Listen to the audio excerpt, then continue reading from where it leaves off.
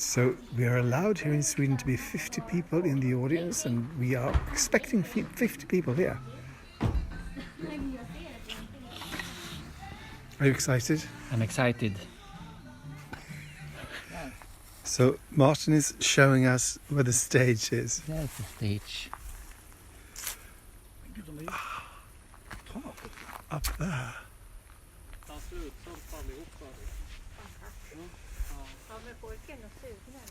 Ja. Det är som en liten parkupplevelse det här. Varför inte ni gjort i trädgården också? Gud vad mysigt. Imorgon är det jättefint. Då kommer blommorna blomma här och imorgon kommer de att blomma här. Och... Jag ska visa var jag sover någonstans när jag är här. Det handlar om dig mycket. Nej, det gör det inte. Ja. Jag tycker det är fantastiska hus. Gud. Det är som sagt, det är en liten... På handsprit. Look at all those. Evas förfäder kan man säga. Mamma och...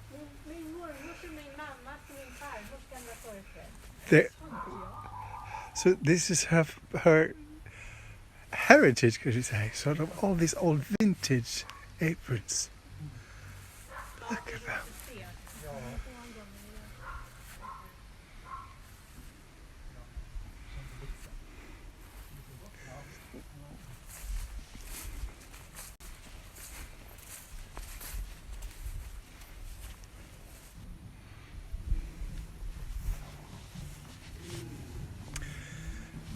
So look, this is the stage.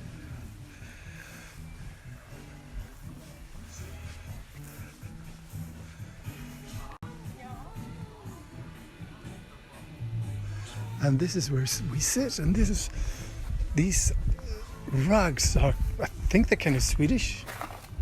To me they are, made from old pieces of cloth. What did you say? I'm going to take a piece. Okay. So look at this set design. And these old vintage clubs. Oh, one of those old phones. It says nödig, which is in need, and in Swedish in need, this certain wording means in need of a toilet. And someone who's been to the toilet, someone else is, I guess. How lovely. And all those aprons. So nice. And these are signs they're going to put up tomorrow. Oh, nice. Do you want to move in? Yes. So this is the toilet for... Well, this is not the toilet. This is the toilet. Oh my God. And then you sort of, you do your business, and then you put some of this on top of it so that it doesn't smell, I guess. Oh my God. So we are allowed here in Sweden to be 50 people in the audience, and we are expecting 50 people here. Are you excited? I'm excited. This is how two men who had corona and who had the antibodies talk about how they felt when they got sick. And I missed the great big hug they shared, because they can hug because they are Corona friends. corona friends. The building bridges corona friends. Man kan göra den här corona. Se som en corona. Se inte ut som en corona.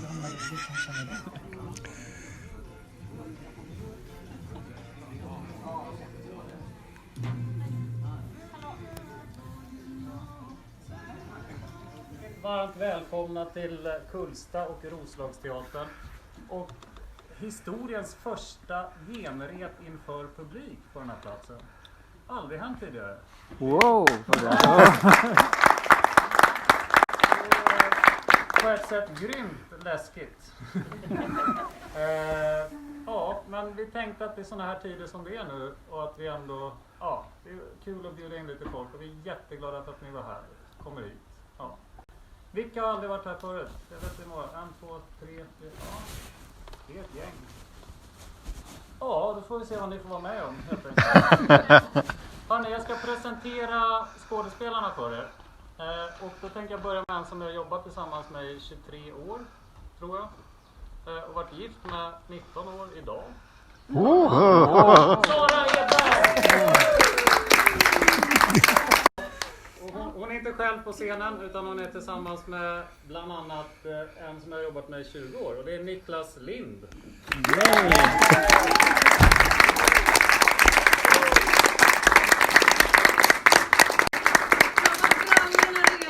Ja. Det blir så. Ja. Sen har vi en, inte rookie, men hon har bara varit här i 4 eller 5 år. Vi är lite oense om det. Men Anna Hallgren.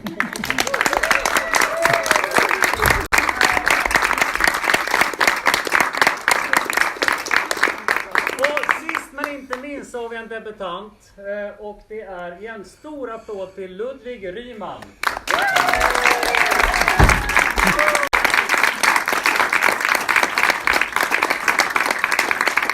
Men så här ser de ut. De ska gestalta minst 10 karaktärer för er. Oj. Kanske fler. Ni går bak och förbereder det sista. I pausen eller under föreställningen om man behöver gå på toa så finns det en skog där uppe. Eller så finns det ett utedass som är öppet. Det andra är liksom, om ni märker vilket som är stängt och vilket som är öppet. Yeah. It's funny, yeah. Coffee? Look at that. Isn't that nice? The producer is selling. Det är så här. Men ingen ljud igen. Nej.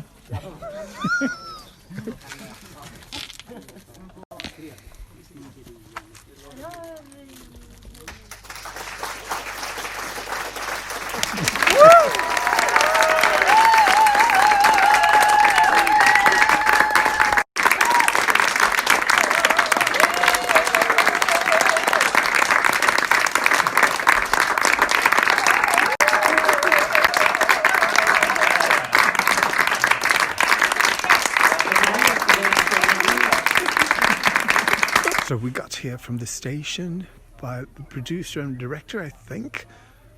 Got us here, drove us, but now he's busy, of course, because it's... So we're not quite sure how we are going to get to the station. And it's too far to walk. By the way, we found someone who can drive us to the station. Une personne qui nous peut le deux français. Now off we go back to the town. Yes. And see the countryside.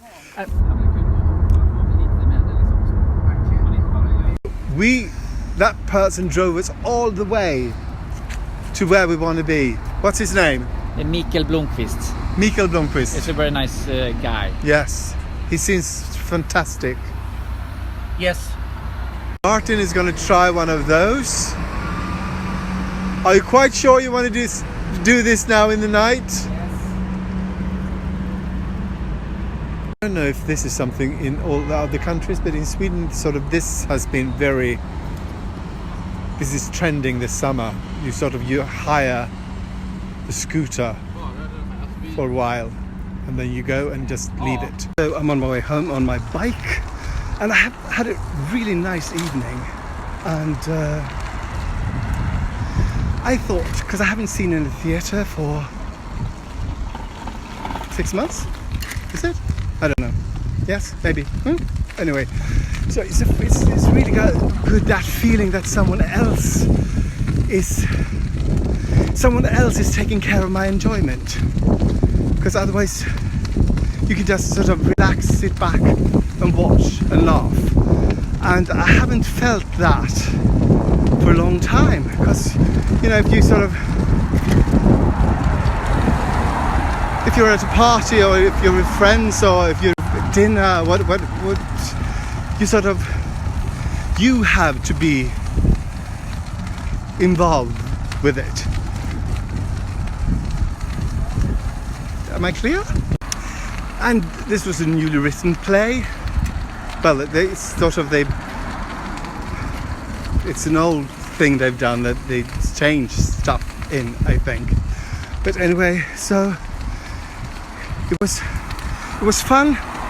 It wasn't fantastic because it could have been with some tweaks, because there's some sort of, when I see a farce, I want everything to be logical. I want to know she's doing that because of that, he's doing that because of that. Even if they're sort of the way they do it, or the means or the reason they do it is warped, I want it to be some sort of logic, some sort of rules in that.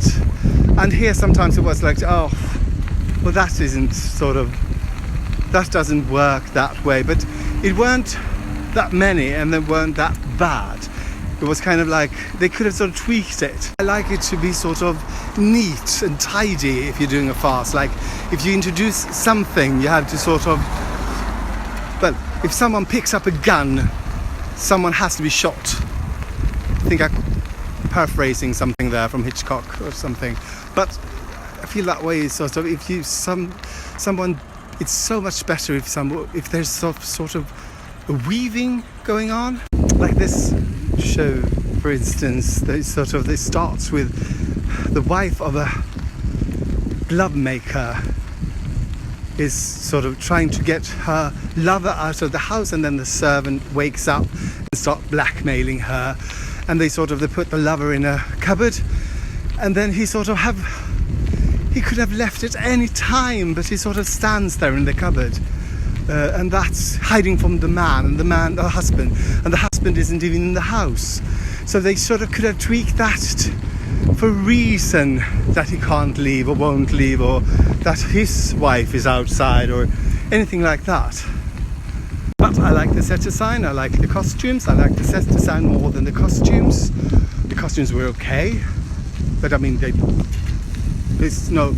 were no need for them to be more fantastic, and the actors were good.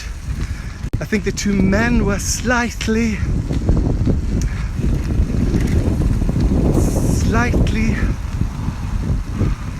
maybe broad comedy comes easier to them, I'm not sure. And the man who played the butler or the servant was fantastic, and he's quite young. He was really good, sort of like a young Basil from Fawlty Towers, but he was reacting and acting all the time, watching, trying to think, doing like that. You could read him what he was thinking, and that's important in a farce.